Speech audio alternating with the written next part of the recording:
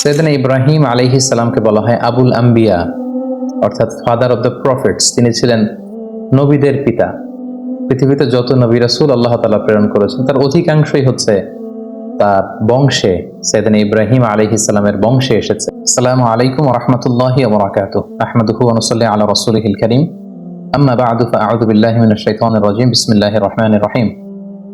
ইব্রাহিম আলাইহিস সালাম কুরআনে বর্ণিত 25 জন নবী এবং রাসূলদের মধ্য থেকে তিনি অন্যতম একজন নবী এবং রাসূল। তিনি ছিলেন উলুল আজমি মিনার রুসুল, অর্থাৎ যে 5 জন নবীর ব্যাপারে আল্লাহ তাআলা বলেছেন যে তারা হচ্ছেন দৃঢ় প্রত্যয়ী রাসূল, তাদের মধ্যে থেকে তিনি অন্যতম। আর তারা হচ্ছেন নূহ আলাইহিস সালাম, ইব্রাহিম আলাইহিস সালাম, মুসা আলাইহিস সালাম, ঈসা আলাইহিস সালাম এবং মুহাম্মদ রাসূলুল্লাহ সাল্লাল্লাহু আলাইহি ওয়াসাল্লাম। সাইয়েদনা ইব্রাহিম আলাইহিস সালামকে বলা হয় আবুল আম্বিয়া, অর্থাৎ ফাদার অফ দ্য প্রফেটস। তিনি ছিলেন নবীদের পিতা। পৃথিবীতে যত নবী রাসূল আল্লাহ তাআলা প্রেরণ করেছেন তার অধিকাংশই হচ্ছে তার বংশে, সাইয়েদনা ইব্রাহিম আলাইহিস সালামের বংশে এসেছে, তারই বংশধর তারা। আল্লাহ তাআলা ইরশাদ করছেন, ওয়া জাআলনা ফি যুররিয়াতিহিন নুবুওয়াতা ওয়াল কিতাব। আমি ইব্রাহিমের বংশে, তার বংশধরের মধ্য থেকে আমি অনেক নবী বানিয়েছি এবং তাদেরকে আমি কিতাব দিয়েছি। এবং এই পৃথিবীতে, বর্তমান পৃথিবীতে আসমানি ধর্ম বলতে আমরা যে 3টি ধর্মকে বুঝে থাকি, অর্থাৎ জুডাইজম, খ্রিস্টিয়ানিটি অ্যান্ড ইসলাম। ইহুদি ধর্ম, খ্রিস্ট ধর্ম এবং ইসলাম, যদিও এর মধ্যে থেকে 2টি ধর্ম অলরেডি করাপ্টেড হয়ে গিয়েছে, ইসলাম অবিকৃত অবস্থায় আমাদের কাছে রয়েছে। এই 3টি ধর্মেরই গোড়া বা অরিজিন হচ্ছে সাইয়েদনা ইব্রাহিম আলাইহিস সালামের দিকে যে এটা মিলিত হয়। এজন্য এই 3টি ধর্মকে, অর্থাৎ ইহুদি ধর্ম, খ্রিস্ট ধর্ম এবং ইসলাম ধর্ম, 3টি ধর্মকে একসাথে আব্রাহামিক ফেইথ বলা হয়।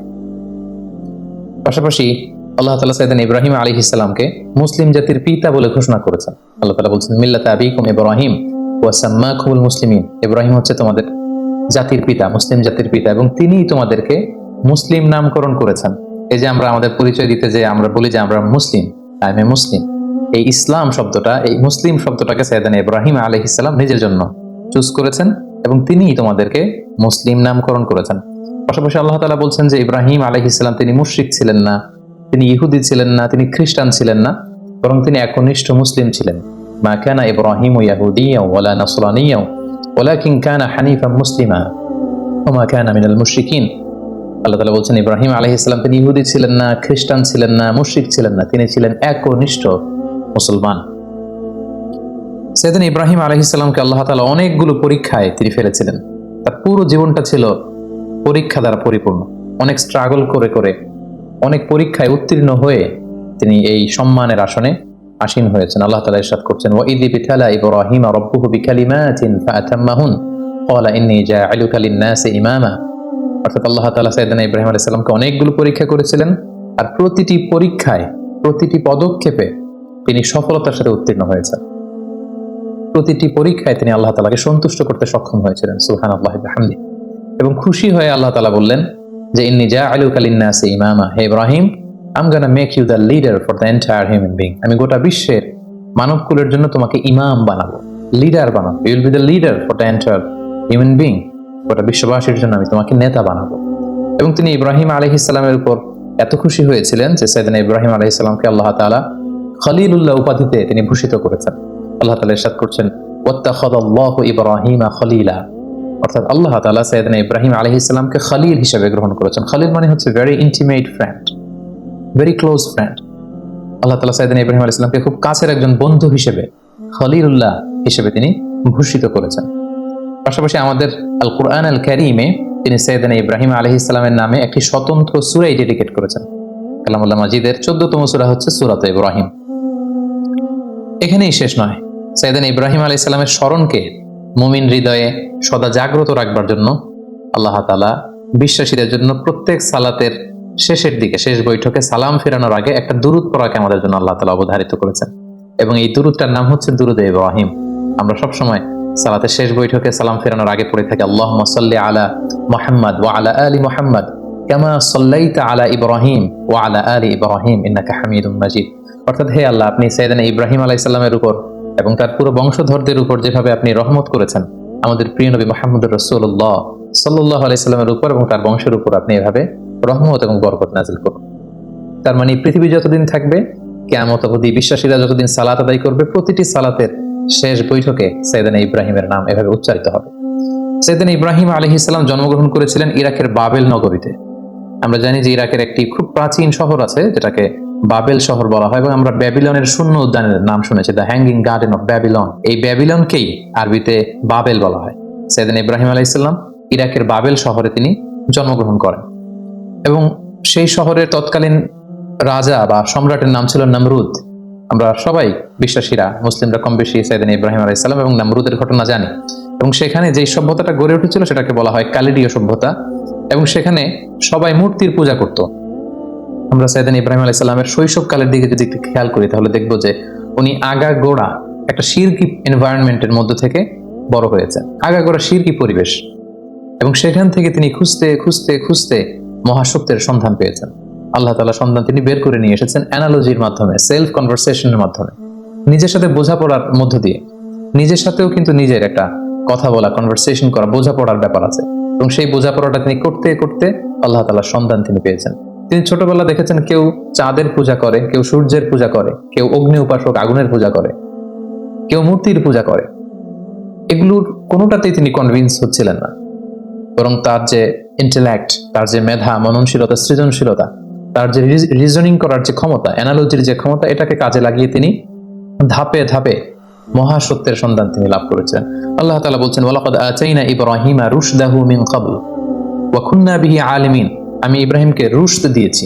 রুশদ মানে জাজ করার ক্ষমতা, to differentiate between right and wrong, কোনটা সত্য কোনটা মিথ্যা এটা বুঝবার ক্ষমতা, বিবেক খাটানোর ক্ষমতা আমি আমার ইব্রাহিমকে দিয়েছি, এবং আমি দেখেছি যে ইব্রাহিম এটাকে কাজে লাগিয়েছে। কিভাবে সাইয়েদনা ইব্রাহিম আলাইহিস সালাম আগাগোড়া একটা শিরকি পরিবেশের মধ্যে থেকে একটা পৌত্তলিক সমাজে বসবাস করে, যেখানে ওনার পিতা, ওনার বন্ধু বান্ধব, ওনার আত্মীয় স্বজন, ওনার এলাকার প্রতিটি লোক যেখানে মূর্তির পূজা করছে, সেখানে থেকে তিনি কিভাবে তাওহীদের সন্ধান পেলেন, কিভাবে তিনি আল্লাহ তাআলার সন্ধান পেলেন, শুধু আমরা এ পর্যায়ে সেটা জানবার চেষ্টা করব।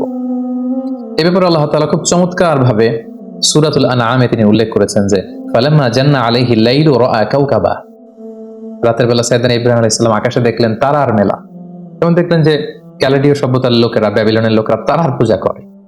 ক্বালা হাযা রাব্বি, তিনি নিজেকে জিজ্ঞেস করলেন, তাহলে এই তারাগুলোই কি আমার রব? এই তারাগুলোই কি আমার স্রষ্টা? সবাই তারার পূজা করে কেন? ফালাম্মা আফালা ক্বালা লা উহিব্বুল আফিলিন। কিন্তু রাত শেষে যখন তারাগুলো অস্ত চলে গেল, তারাগুলো যখন বিস্তৃত হয়ে গেল, তখন তিনি ভাবলেন যে না, আমার স্রষ্টা তো আমাকে ছেড়ে কোথাও চলে যেতে পারে না। রাতের বেলা তারা দেখা যায়, দিনের বেলা দেখা যায় না, তো দিনের বেলা আমি বিপদে পড়লে আমি কার কাছে যাব? ফালাম্মা রাআল কামারা বাযিগান ক্বালা হাযা রাব্বি। এরপরের দিন তিনি দেখতে পেলেন আকাশে চমৎকার জলজলে চাঁদ।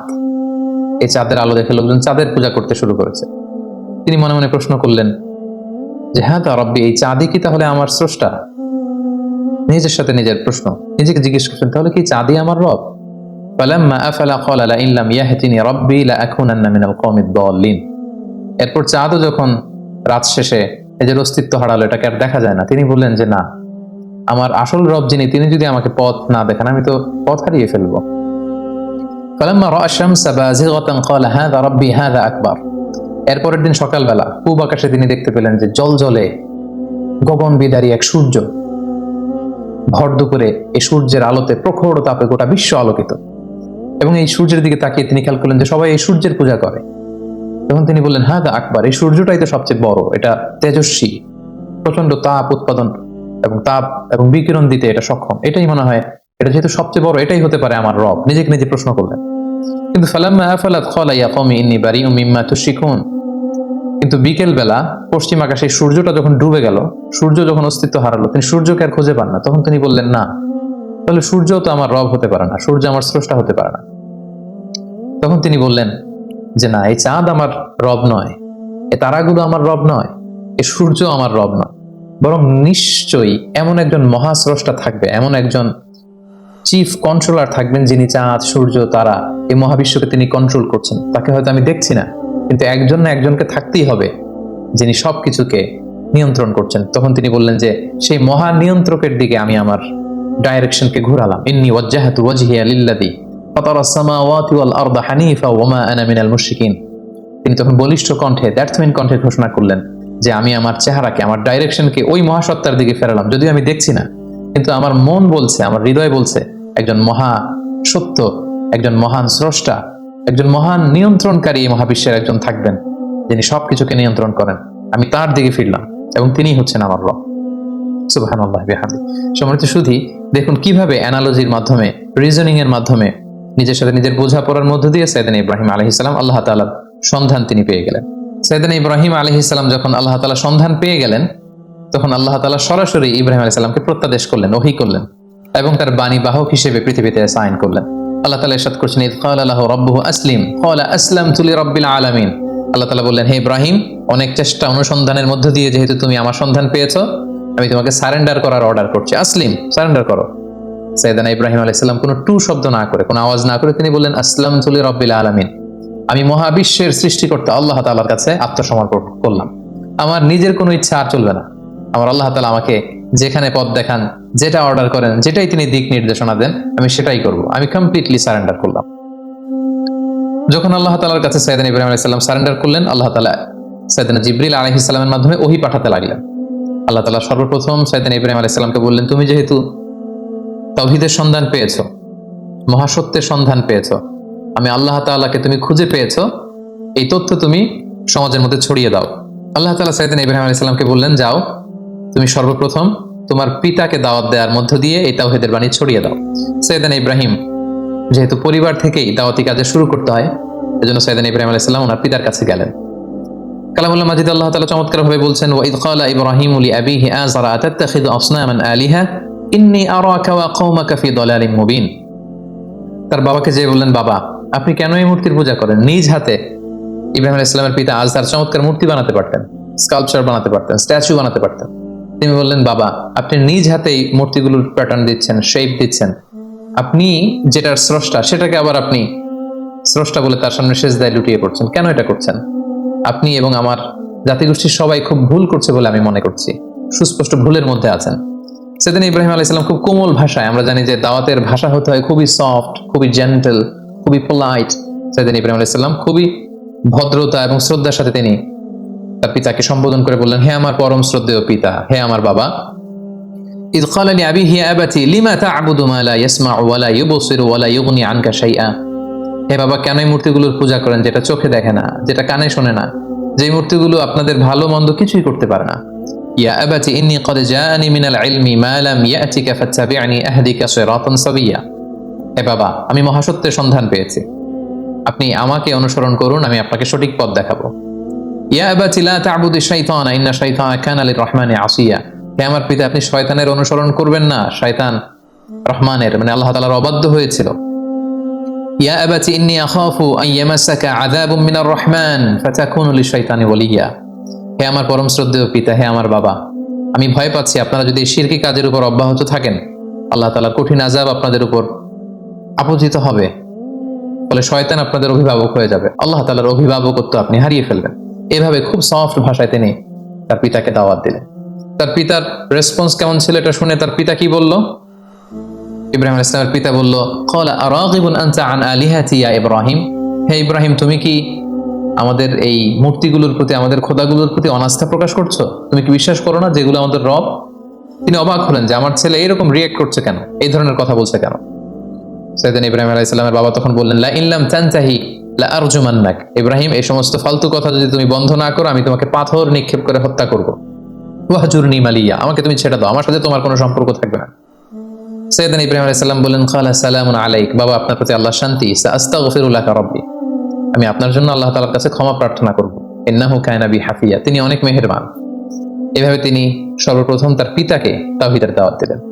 এবার আল্লাহ তাআলা বললেন, যাও ইব্রাহিম, তুমি তোমার জাতিগোষ্ঠীর কাছে তাওহীদের কথা ছড়িয়ে দাও। প্রথমে বাবাকে দাওয়াত দিয়েছো, তিনি প্রত্যাখ্যান করেছেন, এবার তোমার জাতিগোষ্ঠীর কাছে যাও। সম্মানিত শুধু একটু খেয়াল করবেন যে কিভাবে নিজের জাতিগোষ্ঠীর কাছে তিনি যখন সত্য তুলে ধরলেন, কিভাবে তিনি তার যুক্তি এবং বুদ্ধিমত্তার প্রয়োগ তিনি করেছেন। সর্বপ্রথম তিনি তার এলাকাবাসীর লোকদের কাছে গেলেন, যখন তারা মূর্তির সামনে সেজদায় অবনত ছিল। তিনি যে বললেন, মা হাদিহি তামাসিলুল্লাতী আনতুম লাহা আকিফুন। তিনি যে বললেন, কেন তোমরা মূর্তির সামনে এভাবে হাত জড়ো করে দাঁড়িয়ে থাকো, কেন? ক্বালু ওয়াজাদনা আবাআনা লাহা আবিদিন। উত্তরে এলাকাবাসী বলল, আমাদের বাবা, দাদা, চাচা, আমাদের সিনিয়ররা, আমাদের পূর্বপুরুষরা এরকম করতো, ফলে আমরাও করি। বাপ দাদাদেরকে দেখতাম মূর্তির সামনে এভাবে চায়, আমরা শিখেছি তো আমরাও এমনটা চাই। সাইয়েদনা ইব্রাহিম আলাইহিস সালাম স্পষ্ট ভাষায় বললেন, ক্বালা লাকাদ কুনতুম আনতুম ওয়া আবাউকুম ফি দালালিন মুবিন। It's completely wrong, absolutely wrong. What you doing, it's absolutely wrong. তোমরা ভুলের মধ্যে আছো, তোমরাও ভুল করেছো, তোমাদের পূর্বপুরুষও ভুল করেছে। এটা ছিল দাওয়াত দেওয়ার প্রথম ধাপ। তারপর কোন এক রাষ্ট্রীয় উৎসবের দিন, ফেস্টিভ্যালের দিন, সবাই মিলে শহরের বাইরে উৎসব করতে যাবে। সবাই বললো, ইব্রাহিম চলো, আজকে আমাদের যে সেলিব্রেশন হবে, বিগ সেলিব্রেশন, আমরা সবাই শহরের বাইরে যে এই উৎসবে, এই ফেস্টিভ্যালে অংশগ্রহণ করবো। বা নাযারা নাযরাতান ফিন নুজুম, সাইয়েদনা ইব্রাহিম আলাইহিস সালাম আকাশের দিকে তাকালেন। ফাকালা ইন্নী সাকিম, তিনি বললেন না, আমি যেতে পারবো না, আমি অসুস্থ। ফাতাওয়াল্লাউ আনহু মুদবিরিন, তারা চলে গেল। শহরে আর কেউ নেই, সবাই চলে গেল সেই বিগ সেলিব্রেশনে অংশগ্রহণ করবার জন্য। কিন্তু সাইয়েদনা ইব্রাহিম আলাইহিস সালাম গেলেন না। তিনি বললেন, আমি অসুস্থ। আসলে তিনি অসুস্থ ছিলেন না। তাহলে তিনি কেন বললেন যে আমি অসুস্থ? অর্থাৎ উনি মানসিকভাবে খুব বিপর্যস্ত ছিলেন। আমরা জানি যে আমাদের অসুস্থতা দুই ধরনের, একটা শারীরিক অসুস্থতা আর একটা মানসিক অসুস্থতা। একজন নবী যিনি তাওহীদে বিশ্বাসী, তিনি দেখতে পাচ্ছেন তার চারিপাশে শুধু শিরকি কার্যকলাপ। এগুলো দেখে একজন নবী মানসিকভাবে সুস্থ থাকতে পারেন না। তাই তিনি বলেছিলেন যে আমি অসুস্থ। ওয়াতাল্লাহি লা আকিদান্না আসনামাকুম বা'দা আন তুওয়াল্লু মুদবিরিন। তারা যখন ইব্রাহিম আলাইহিস সালামকে ফেলে অনুষ্ঠানে চলে গেল, তখন তিনি মনে মনে বললেন, যাও, তোমরা যাওয়ার পরে আজকে তোমাদের এই মূর্তিগুলোর ব্যাপারে আমি একটা প্ল্যান করেছি এবং সেটা করব। যেমনটি প্ল্যান করেছেন ঠিক তেমনটি কাজ। ফারাগা ইলা আলিহাতিহিম ফাকালা আলা তাকুলুন। সবাই যখন অনুষ্ঠানে চলে গেল, তিনি একা একা মন্দিরে ঢুকলেন। শহরের সবচেয়ে বড় মন্দিরের ভেতরে ঢুকে তিনি দেখলেন যে মূর্তিগুলো দাঁড়িয়ে আছে। আমরা এখনো বিভিন্ন জায়গায় যখন মূর্তিগুলোকে যেভাবে দেখি, তিনি সেভাবেই দেখলেন যে একাধিক হাত, বিভিন্ন অঙ্গভঙ্গিতে, নারীর মূর্তি, পুরুষের মূর্তি, বিভিন্ন প্রাণীর মূর্তি। এবং তিনি দেখতে পেলেন মূর্তিগুলোর সামনে নানা ধরনের মুখরোচক মিষ্টান্ন খাবার দাবার দেয়া। তিনি প্রতিটা মূর্তির সামনে যেয়ে বললেন, আলা তাকুলুন, তোমাদের সামনে এই যে তোমাদের ভক্তরা যে খাবার দিয়ে গেল, তোমরা কি একটু খাবে না? এত এত খাবার খাচ্ছ না কেন? খাচ্ছ না কেন? বারবার প্রশ্ন করতে লাগলেন, খাচ্ছ না কেন? মা লাকুম তানতিকুন। তো ওনার প্রশ্নের উত্তরে কোনো মূর্তি থেকে তো কোনো আনসার আসে না। তো তখন উনি বললেন, তাহলে কথা বলো, কেন খাচ্ছ না? হয় খাও, না হয় কথা বলো। মা লাকুম লা তানতিকুন, তোমরা কেউ কথা বলছো না কেন? কেউই যখন কোনো আওয়াজ করছে না, ফারাগা আলাইহিম দারবাম বিল ইয়ামিন, তখন তিনি ডান হাত দিয়ে মূর্তিগুলোকে ভাঙতে আরম্ভ করলেন, আঘাত করতে আরম্ভ করলেন। কোনো কোনো মুফাসসিরিন একরাম বলেছেন, উনি এই মন্দিরে ঢুকবার সময় একটি কুঠার নিয়ে ঢুকেছিলেন, যে কুঠার দিয়ে গাছ কাটা হয়। এই মূর্তি ভাঙার পারপাসটা ছিল একটা বিশাল পারপাসে তিনি এগুলো করেছেন, যেগুলো আমরা সামনে দেখতে পাবো। ফাজআলাহুম জুযাদান ইল্লা কাবীরান লাহুম লাআল্লাহুম ইলাইহি ইয়ারজিউন। এক এক করে প্রতিটি মূর্তি তিনি ভাঙলেন, হাতের কুঠার দিয়ে ভেঙে চুরমার করে। মন্দিরের ভেতরকার সবচাইতে বড় সাইজের যে মূর্তিটা, সেটাকে আর তিনি ভাঙলেন না, বরং তিনি হাতের কুঠারটা নিয়ে সেই মূর্তির ঘাড়ের মধ্যে ঝুলিয়ে রাখলেন। ভাবখানা এমন যে এই বড় মূর্তিটাই সবগুলো মূর্তি ভেঙে কাদের মধ্যে কুঠার ঝুলিয়ে রেখেছে। ক্বালু মান ফাআলা হাযা বিআলিহাতিনা ইন্নাহু লামিনায যালিমিন। প্রোগ্রাম শেষে সবাই যখন শহরে ফিরে এলো, তাদের বড় মন্দিরের ভেতরে ঢুকে তো সবাই অবাক, ঘটনা কি? আমাদের খোদাগুলোর সাথে এরকম বাজে আচরণ কে করেছে? কে ভাঙলো মূর্তিগুলোকে? এবং তারা দেখতে পেল প্রতিটি মূর্তি ভাঙা, একটি মূর্তি ছাড়া আবার সেটার কাঁধে কুঠার ঝোলানো। ক্বালু সামি'না ফাতান ইয়াযকুরুহুম ইয়াকালু লাহু ইব্রাহিম। তাদের কেউ কেউ বলল, ইব্রাহিম নামে একটা ছেলে আছে যে কিছুদিন ধরে আমাদের এই মূর্তিগুলোর প্রতি অনাস্থা প্রকাশ করছিল, মনে হয় সে কিছু একটা করতে পারে। সবাই যে সাইয়েদনা ইব্রাহিম আলাইহিস সালামের কাছে হাজির হয়ে গেল। ক্বালু আনতা ফাআলতা হাযা বিআলিহাতিনা ইয়া ইব্রাহিম। হে ইব্রাহিম, আমাদের প্রভুগুলোর সাথে কি তুমি এমন খারাপ আচরণ করেছো? তুমি কি এগুলোকে ভেঙেছো? ইব্রাহিম আলাইহিস সালাম বললেন, কি হয়েছে? সবাই বলল যে প্রতিটা মূর্তি ভেঙে কে যেন একেবারে মেসাকার করে দিয়ে গিয়েছে, শুধু বড় মূর্তিটা ছাড়া, আর সেটার কাঁধের মধ্যে একটা কুঠার শোভা পাচ্ছে। সাইয়েদনা ইব্রাহিম আলাইহিস সালাম মজা করে বললেন, বাল ফাআলাহু কাবীরুহুম হাদা। তাহলে তো মনে হচ্ছে বড়টাই ভেঙেছে। অর্থাৎ সবগুলো মূর্তি ভাঙা, বড় মূর্তিটার গায়ে হাত দেওয়া হয়নি, এবং এটার কাঁধে যেহেতু কুঠার, তিনি বললেন হয়তো বড়টাই সবগুলোকে ভেঙে দাঁড়িয়ে আছে। ফাসআলুহুম ইন কানু ইয়ানতিকুন। তোমরা ভেঙে যাওয়া মূর্তিগুলোকে জিজ্ঞেস করছো না কেন? যদি ওরা বলতে পারে যে কারা তাদের উপর অ্যাটাক করেছে, তাদেরকে জিজ্ঞেস করো। এভাবে উনি যখন যুক্তি দিয়ে তাদের সাথে কথা বললেন, সবাই লজ্জায় কাচুমাচু হয়ে মাথা নিচু করে দাঁড়িয়ে রইল, কারণ কোনো উত্তর তো নেই। ঠিক ওই মোমেন্টে সাইয়েদনা ইব্রাহিম আলাইহিস সালাম তাওহীদের বীজ তাদের হৃদয়ে বপন করার চেষ্টা করলেন। তিনি বললেন, ক্বালা হাল ইয়াসমাউনাকুম ইয তাদউন। কেন এগুলোর পূজা করো? তোমাদের বিপদে পড়ে এগুলোর কাছে যখন কিছু চাও, এরা কি শুনতে পায়? আও ইয়ানফাউনাকুম আও ইয়াদুররুন। এগুলো কোনো ক্ষতি করা, উপকার করা, কিছু করার ক্ষমতা কি মূর্তির আছে? বরং আমি যেই রবের ইবাদত করি, সেই রবের ইবাদত করো, যিনি হচ্ছে রব্বুল আলামিন, গোটা বিশ্বের রব। আল্লাযী খালাকানি ফাহুয়া ইয়াহদিন। যিনি আমাকে সৃষ্টি করেছেন, আমাকে সঠিক পথ দেখিয়েছেন। আল্লাযী হুয়া ইউতঈমুনি ওয়া ইয়াসকিন, তিনি আমাকে খাওয়ান পান করান, মানে তিনি আমাকে রিজিক দিয়ে থাকেন। ওয়া ইযা মারিদতু ফাহুয়া ইয়াশফিন, আমি যখন অসুস্থ হয়ে যাই তিনি আমাকে হিলিং করেন, তিনি আমাকে রেমেডি দেন, তিনি আমাকে সুস্থ করে দেন, শিফা করে দেন। ওয়াল্লাযী ইউমীতুনি সুম্মা ইউহয়িন, তিনি হচ্ছেন এমন সত্তা যিনি মৃত্যু দেন আবার জীবন দেন। আল্লাহ তাআলার চমৎকার পরিচয় অল্প কটা বাক্যে তিনি সবার সামনে পৌঁছে দিলেন। এই ঘটনাটি যখন ঘটলো তখন পুরো বাবেল শহরে এলাকা জুড়ে কানা ঘোষা গুঞ্জন, সবাই বলাবলি করতে আরম্ভ করলো ইব্রাহিম তো ধর্ম ত্যাগ করেছে, সে নাস্তিক এবং মুরতাদ হয়ে গিয়েছে। এবং এই কানা ঘোষা এবং গুঞ্জরণ ছড়াতে ছড়াতে ঘটনাটি নমরুদ পর্যন্ত যেয়ে পৌঁছলো। এবং সেই বাবেল নগরীর শাসক, যিনি গোটা বিশ্বকে কন্ট্রোল করতেন, নিয়ন্ত্রণ করতেন, নমরুদ তার রাজপ্রাসাদে আল্লাহর খলিল সাইয়েদনা ইব্রাহিম আলাইহিস সালামকে ডেকে পাঠালেন। তিনি জিজ্ঞেস করলেন, ইব্রাহিম, তুমি নাকি আলাদা এক রবের ইবাদত করো, কে তোমার রব? সাইয়েদনা ইব্রাহিম আলাইহিস সালাম বললেন, রব্বি আল্লাযী ইউহয়ী ওয়া ইউমীত, আমার রব হচ্ছেন তিনি, যিনি জীবন দেন আবার মৃত্যু দেন। ক্বালা আনা উহয়ী ওয়া উমীত, নমরুদ বলল, তাই তোমার রব জীবন দেয় এবং মৃত্যু দেয়, আমিও তো জীবন দেই এবং মৃত্যু দেই। সাইয়েদনা ইব্রাহিম আলাইহিস সালাম বললেন, কিভাবে তুমি জীবন দাও মৃত্যু দাও, দেখাও তো। নমরুদ তখন জেলখানা থেকে দুজন ফাঁসির দণ্ডপ্রাপ্ত আসামিকে ডেকে নিয়ে আসলেন এবং তিনি একজনকে সাথে সাথে মৃত্যুদণ্ড কার্যকর করে দিলেন, বললেন একে মৃত্যু দাও, সাথে সাথে তাকে মৃত্যুদণ্ড দেয়া হলো। আরেকজনকে মৃত্যুদণ্ড দিতে যেয়ে তিনি বললেন, থেমে যাও, তাকে ছেড়ে দাও, তাকে ছেড়ে দেয়া হলো, বাঁচিয়ে দেয়া হলো। নমরুদ বলল, ইব্রাহিম, এই তো দেখো, দুজনের প্রথম জনকে আমি মৃত্যু দিলাম, দ্বিতীয় জনকে আমি জীবন দিলাম, তুমি বলেছো তোমার রব জীবন দেয় এবং মৃত্যু দেয়, আমিও তো জীবন দেই এবং মৃত্যু দেই। সাইয়েদনা ইব্রাহিম আলাইহিস সালাম তখন বললেন, ফাইন্নাল্লাহা ইয়াতি বিশামসি মিনাল মাশরিকি ফাতি বিহা মিনাল মাগরিব ফাবুহিতাল্লাযী কাফার। সাইয়েদনা ইব্রাহিম আলাইহিস সালাম বললেন, তাই তুমিও জীবন দাও, তুমিও মৃত্যু দাও, তাহলে শোনো হে নমরুদ, আমার রব প্রতিদিন সকালবেলা পূর্ব দিক থেকে সূর্য ওঠান, পশ্চিম দিকে সেটাকে অস্ত যাওয়ান। তুমি যদি সত্যিকার অর্থে রব হয়ে থাকো তাহলে সকালবেলার সূর্যটা তুমি পূর্ব দিক থেকে না উঠিয়ে পশ্চিম দিক থেকে উঠাও। তুমি যদি করতে পারো তাহলে পূর্ব দিক থেকে আগামীকাল সূর্যটা না উঠিয়ে সেটাকে পশ্চিম দিক থেকে উঠাও। বা বুহিতাল্লাযী কাফার, এটা কখনোই নমরুদের পক্ষে সম্ভব না। সে লাজবাব হয়ে গেল, সে একেবারে চুপ হয়ে গেল, সে জায়গার মধ্যে একেবারে থেমে গেল। সুবহানাল্লাহ বিহামদিহি। কতটা প্রত্যুৎপন্নমতিতা নিয়ে, উপস্থিত বুদ্ধি নিয়ে একজন নবীকে আল্লাহ তাআলা দাওয়াতি কাজে পাঠিয়েছেন। নমরুদ যখন সাইয়েদনা ইব্রাহিম আলাইহিস সালামের সাথে তর্কে বা ডিবেটে বা কনভারসেশনে হেরে গেল, তখন সে বলল, বিশাল অগ্নিকাণ্ড তৈরি করো, ক্বালুবনু লাহু বুনিয়ানান ফাআলকুহু ফিল জাহিম, বিশাল প্রাচীর নির্মাণ করো, এখানে গাছের গুড়ি দিয়ে লাকড়ি দিয়ে আগুন জ্বালাও এবং এই আগুনে ইব্রাহিমকে নিক্ষেপ করো। ক্বালু হাররিকুহু ওয়ানসুরু আলিহাতাকুম ইন কুনতুম ফাইলিন, বিশাল একটা প্রাচীর নির্মাণ করা হলো। ব্যাবিলন শহরের বড় বড় গাছ কেটে, ডাল কেটে, লাকড়ি এনে, গাছের গুড়ি এনে সেখানে স্তূপ করা হলো, আগুন জ্বালানো হলো, দাও দাও করে জ্বলছে সে আগুন। ওই আগুনের কাছে যাওয়া সম্ভব নয়, ফলে সাইয়েদনা ইব্রাহিমকে অনেক দূর থেকে সেখানে থ্রো করা হবে। অনেক লোক এই দৃশ্য দেখতে এসেছে। সাইয়েদনা ইব্রাহিম আলাইহিস সালামকে যখন সেই জ্বলন্ত অগ্নিকাণ্ডে থ্রো করা হলো, অবাক করা একটা কাণ্ড সেখানে ঘটলো।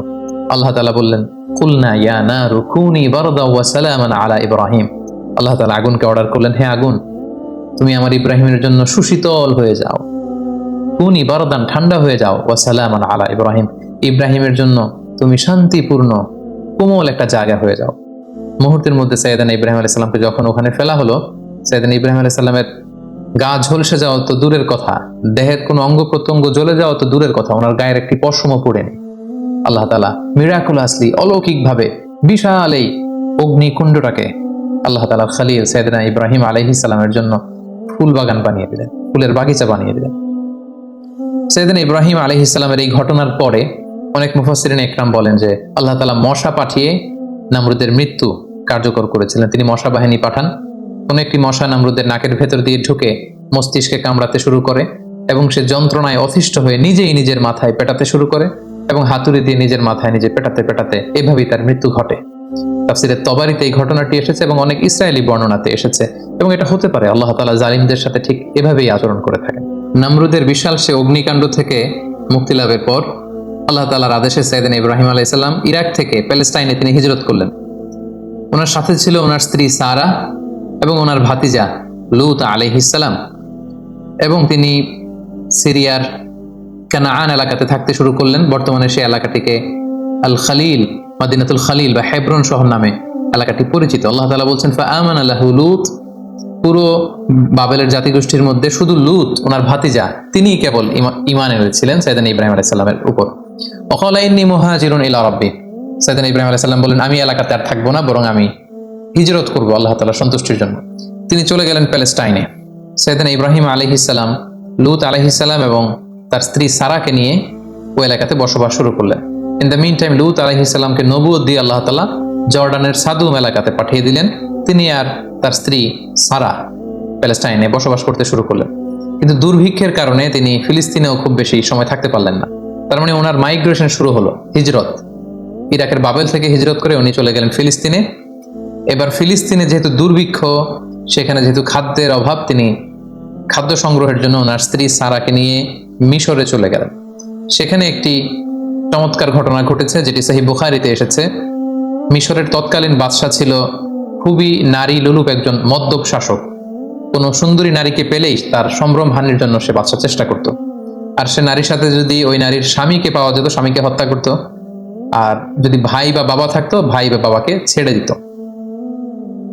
তো সে রাজার রক্ষীরা সাইয়েদনা ইব্রাহিম আলাইহিস সালামের পথ আটকালেন, জিজ্ঞেস করলেন সাথে কে?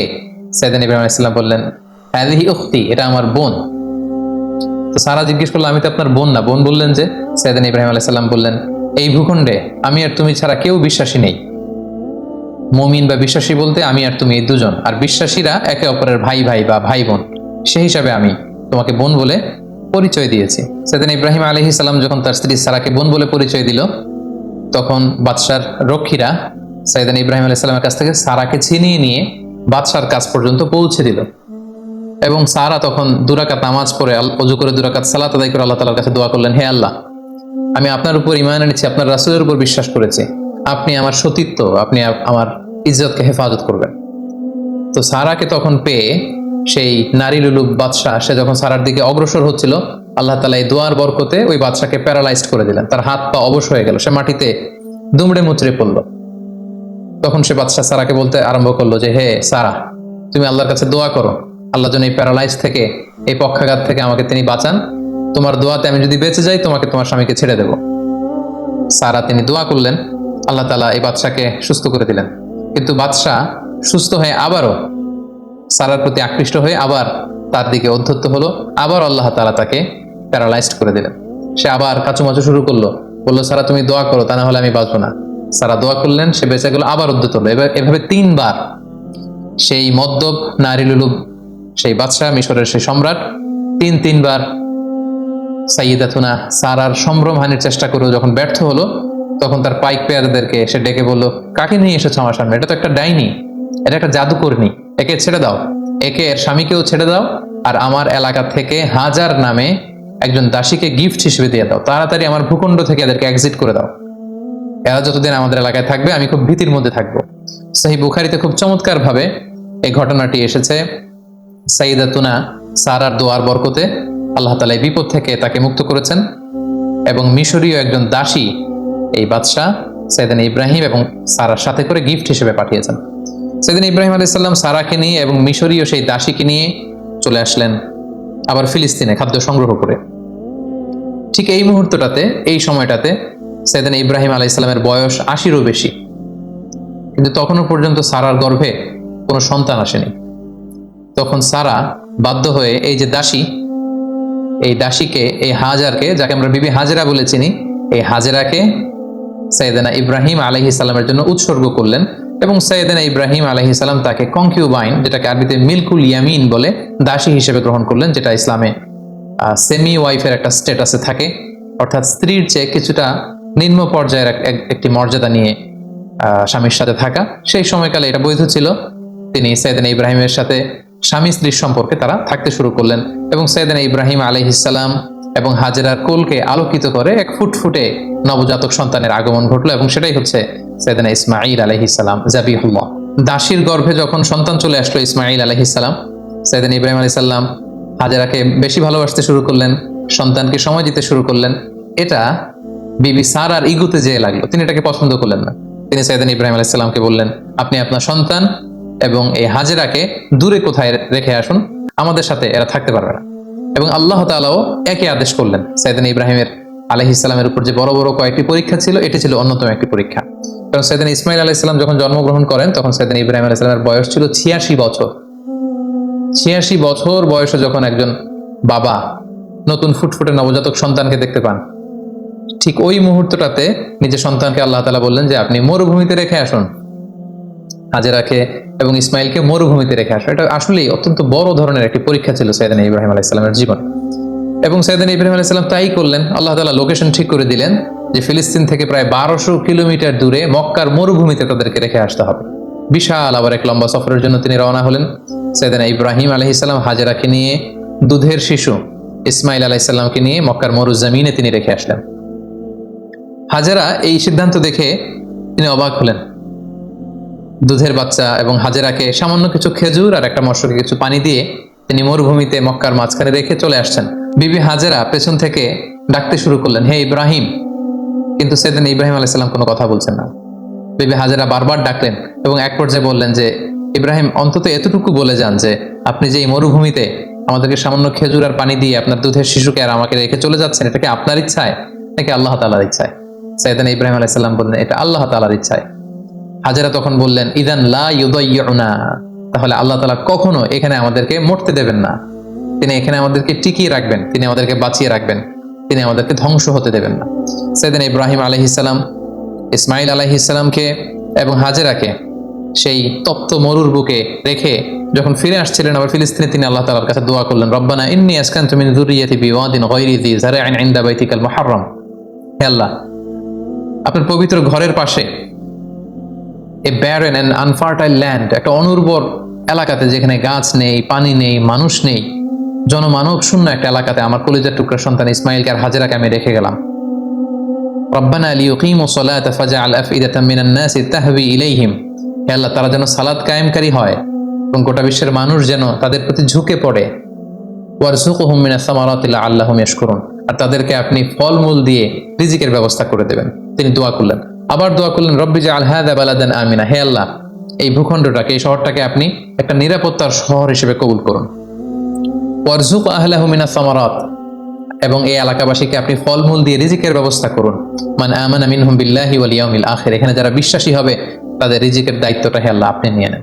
তাহলে সাইয়েদনা ইব্রাহিম আলাইহিস সালাম কলিজার টুকরা ইসমাইলকে এবং হাজারকে মক্কার মরুজমিনে রেখে দিয়ে তিনি আবার ফিলিস্তিনে চলে গেলেন। ফিলিস্তিনে চলে যেয়ে সাইয়েদনা ইব্রাহিম আলাইহিস সালাম সাইয়েদনা ইসমাইল আলাইহিস সালামকে খুব মিস করতে লাগলেন। কারণ আগে আমরা বলেছি 86 বছর বয়সে সন্তানকে পেয়েছেন, সন্তানকে খুব বেশি তিনি মিস করছেন। সবসময় তিনি ইসমাইলের কথা ভাবেন, অর্থাৎ তার হৃদয়ের একটা বড় জায়গা জুড়ে স্থান দখল করে আছে ইসমাইল। কিন্তু আল্লাহ তাআলা এটা পছন্দ করেননি। আল্লাহ তাআলা আবারও তার খালিলকে আরো একটি বড় পরীক্ষার মুখোমুখি করতে চাইলেন। তিনি চাইলেন যে ইব্রাহিম যেন তার হৃদয়ে শুধু আমি আল্লাহকে স্থান দেয়, আমি আল্লাহর চেয়ে বড় করে আরো বেশি ভালোবাসার জায়গায় যেন ইব্রাহিম আর কাউকে না বসায়। এজন্য আল্লাহ তাআলা সাইয়েদনা ইব্রাহিম আলাইহিস সালামকে স্বপ্নে দেখালেন যে তুমি ইসমাইলকে কুরবানি করো, ইসমাইলকে তুমি আমার সন্তুষ্টির জন্য স্যাক্রিফাইস করো। আরো একটি বড় পরীক্ষার সম্মুখীন হলেন আল্লাহ তাআলার খলিল সাইয়েদনা ইব্রাহিম আলাইহিস সালাম।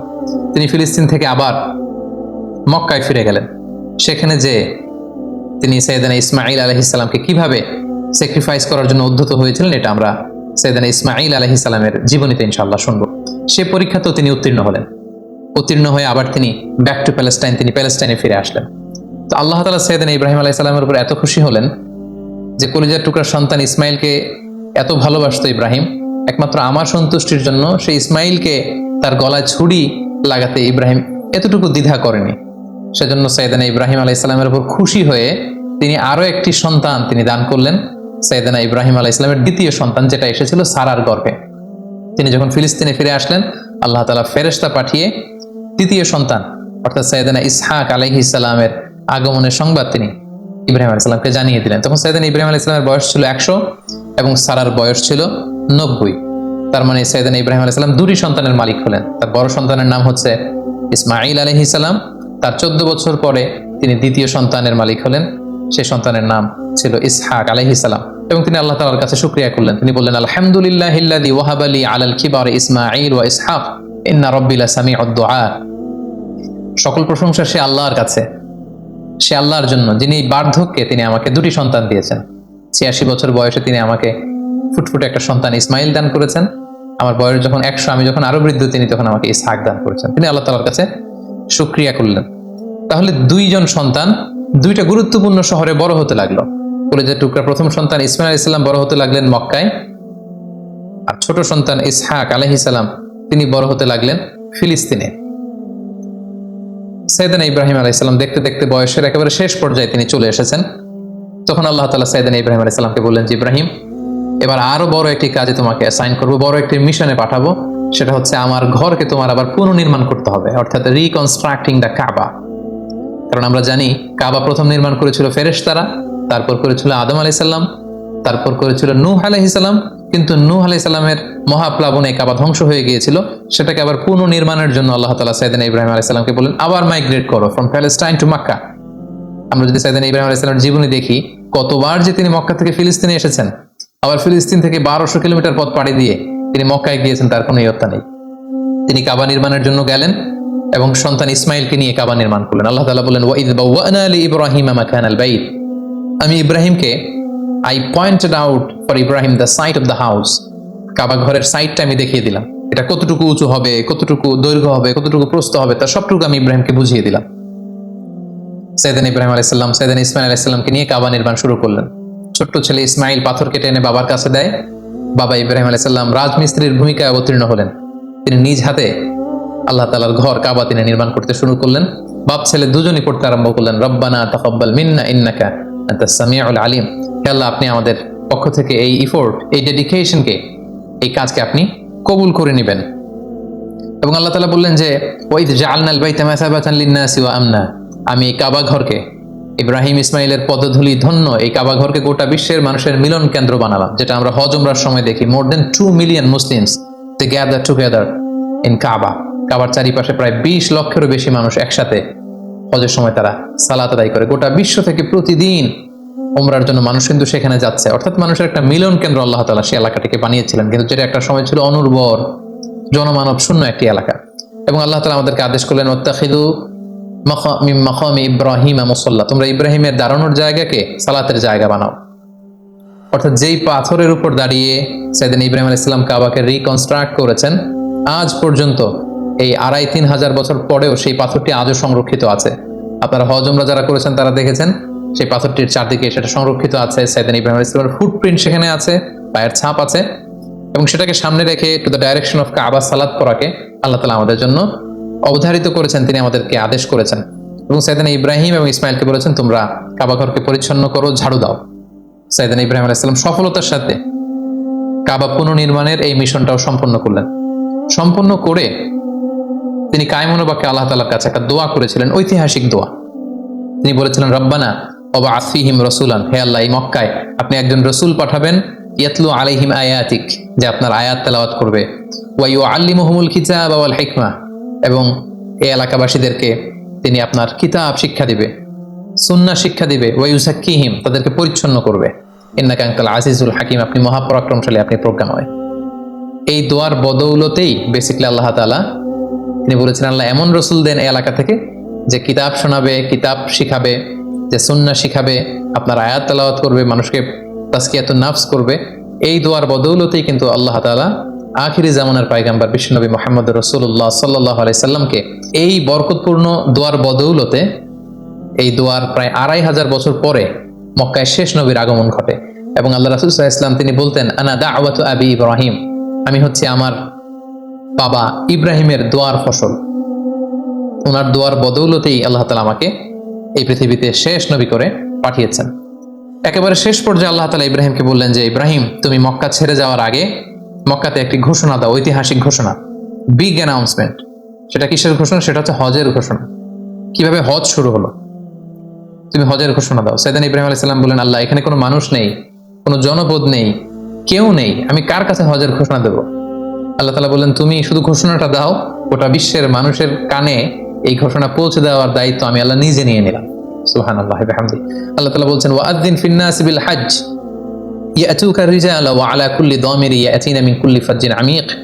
ইব্রাহিম, তুমি ঘোষণা দাও, তোমার এই ঘোষণার বদৌলতে দেখবে আগামী বছর থেকে গোটা বিশ্ব থেকে মানুষ আসতে শুরু করবে। এবং সাইয়েদনা ইব্রাহিম আলাইহিস সালাম সাফা পাহাড়ের উপরে উঠলেন, কোনো বর্ণনায় জাবালে আবু কুবাইসের উপরে উঠলেন, ওটা ঘোষণা দিলেন, আইয়ুহান নাস ইন্না রাব্বাকুম ক্বাদ ইত্তাখাযা বাইতান ফাহাজ্জু, হে গোটা বিশ্বের মানুষ, আল্লাহ তাআলা একটি পবিত্র ঘর নির্মাণ করেছেন আমার মাধ্যমে, তোমরা এই ঘরে হজ পালনের জন্য আসো। তাফসীরে এসেছে যে এই ঘোষণাটা আল্লাহ তাআলা গোটা বিশ্বের সবার কানে তখন পৌঁছে দিয়েছেন। এমনকি আমরা তখন ছিলাম না এই পৃথিবীতে, আমরা রুহের জগতে ছিলাম, আমাদের কাছে আল্লাহ তাআলা এই আহ্বানটি পৌঁছেছিলেন। এবং রুহের জগতে আমাদের মধ্যে থেকে যারা লাব্বাইক লাব্বাইক বলে এটার আনসার আমরা করার সুযোগ পেয়েছি, তাদেরকে আল্লাহ তাআলা এই পৃথিবীতে কাবা জিয়ারতের এবং হজ পালনের সুযোগ দান করে থাকবেন। তাহলে আল্লাহর ঘর নির্মাণ করে হজের ঘোষণা দিয়ে সাইয়েদনা ইব্রাহিম আলাইহিস সালাম একেবারে প্যালেস্টাইনে চলে আসলেন। এবং একদিন আল্লাহ তাআলাকে তিনি শখ করে বললেন, আল্লাহ, আপনি তো মৃতকে জীবিত করতে পারেন, আমার বড্ড জানতে ইচ্ছে করে যে আপনি কিভাবে এটা করেন। ইয ক্বালা ইব্রাহিম রাব্বি আরিনি কাইফা তুহয়িল মাউতা, হে আল্লাহ, আপনি মৃতকে কিভাবে জীবিত করেন? আল্লাহ তাআলা বললেন, আওয়ালাম তুমিন, ইব্রাহিম, তোমার কি বিশ্বাস হয় না যে আমি মৃতকে জীবিত করতে পারি? সাইয়েদনা ইব্রাহিম আলাইহিস সালাম বললেন, ক্বালা বালা ওয়ালাকিন লিয়াতমাইন্না কলবি। সাইয়েদনা ইব্রাহিম আলাইহিস সালাম বললেন, হ্যাঁ, অবশ্যই বিশ্বাস করি, কিন্তু আমার হৃদয়টা প্রশান্ত হবে। শুনে এসেছি আপনি মৃতকে জীবিত করেন, কিন্তু কিভাবে করেন? আমি যদি চাক্ষুষ সরাসরি লাইভ যদি দেখতে পারি যে আপনি কিভাবে মৃতকে জীবিত করেন, আমি বড্ড আনন্দ পাবো। আল্লাহ তাআলা বললেন, তাই? আচ্ছা, ঠিক আছে, তুমি তো আমার খালিল, তোমার এই আবেদনকে আমি নাকচ করবো না, আমি ফিরিয়ে দিব না। ক্বালা ফাখুদ আরবাআতাম মিনাত তায়র ফাসুরহুন্না ইলাইকা সুম্মা জাআল আলা কুল্লি জাবালিন মিনহুন্না জুজআন সুম্মা দউহুন্না ইয়াতিনাকা সাইয়া। আল্লাহ বলেন, ঠিক আছে, তাহলে 4টা পাখি নাও, পাখি 4টাকে জবাই করে টুকরা টুকরা করো, পাখির গোশতগুলোকে ওই যে দূরে পাহাড় দেখা যায়, পাহাড়ের বিভিন্ন জায়গায় ছড়িয়ে দিয়ে আসো, ছড়িয়ে দিয়ে পাহাড়ের এপাশে এসে এখান থেকে পাখিগুলোকে ডাক দাও। আল্লাহ তাআলা বললেন, ইয়াতিনাকা সাইয়া, তুমি ডাক দেওয়ার সাথে সাথে ওই কর্তৃত পাখির গোশতের টুকরাগুলো অটোমেটিক্যালি একটার সাথে আরেকটা লেগে তোমার কাছে জীবিত হয়ে ফিরে আসবে। সাইয়েদনা ইব্রাহিম আলাইহিস সালাম তাই করলেন, 4টি পাখি জবাই করলেন, গোশতগুলো টুকরো টুকরো করে কাটলেন, টুকরোগুলো পাহাড়ের পেছনে ছিটিয়ে দিয়ে পাশে আসলেন। আল্লাহ নামে পাখিগুলোকে তিনি আবার ডাক দিলেন, কিন্তু ডাক দিতে দেরি, মুহূর্তের মধ্যে সেই কর্তৃত অংশগুলো জোড়া লেগে আবার উড়ে উড়ে দৌড়ে দৌড়ে সাইয়েদনা ইব্রাহিম আলাইহিস সালামের কাছে পাখিগুলো ফিরে আসতে আর দেরি হয়নি। সুবহানাল্লাহি ওয়া বিহামদিহি। এভাবে আল্লাহ তাআলার সাথে একটা চমৎকার সম্পর্কের মধ্য দিয়ে, সফরময় একটি জীবনের মধ্য দিয়ে একের পর এক অগ্নি পরীক্ষা দিয়ে দিয়ে সাইয়েদনা ইব্রাহিম আলাইহিস সালাম এই পৃথিবীতে তিনি আল্লাহ তাআলার সন্তুষ্টি অর্জন করেছেন। সাইয়েদনা ইব্রাহিম আলাইহিস সালামের শেষ জীবনটা কাটে ফিলিস্তিনে, এবং ফিলিস্তিনের মদিনাতুল খলিল হেব্রন শহরে তিনি ইন্তেকাল করেন, এবং সেখানেই সাইয়েদনা ইব্রাহিম আলাইহিস সালামকে কবর দেয়া হয়েছে, এবং এখনো পর্যন্ত সেটাকে মদিনাতুল খলিল বা খলিল সিটি হিসেবে পরিচিত, এবং এখনো সাইয়েদনা ইব্রাহিম আলাইহিস সালামের কবরটি চিহ্নিত রয়েছে। মুসলিমদের কাছেও এটি পবিত্র জায়গা, বিশেষ করে ইসরায়েলের যে ইহুদিরা, তাদের কাছে এই জায়গাটি অত্যন্ত পবিত্র। সম্মানিত সুধী, আমরা এই পর্যায়ে সাইয়েদনা ইব্রাহিম আলাইহিস সালামের বর্ণাঢ্য জীবনী থেকে কিছু লাইফ লেসন বের করে নিয়ে আসবার চেষ্টা করব। সাইয়েদনা ইব্রাহিম আলাইহিস সালামের জীবনী থেকে আমরা যে কয়টি লাইফ লেসন পাই, তার প্রথমটি হচ্ছে, সাইয়েদনা ইব্রাহিম আলাইহিস সালাম কিন্তু আমাদের মতো করে জন্মসূত্রে ইসলাম পাননি। ইসলামকে পেতে আল্লাহ তাআলার পরিচয় খুঁজে বের করতে ওনার অনেক কষ্ট করতে হয়েছে, পুরো সমাজের বিরুদ্ধে ওনার দাঁড়াতে হয়েছে, পুরো সমাজের বিরুদ্ধে জিহাদ ঘোষণা করতে হয়েছে, এবং ওনার রেশনাল, ওনার যুক্তি, এগুলোর আলোকে ডিবেট করে করে তিনি তাওহীদের বাণী কিন্তু প্রচার করেছেন।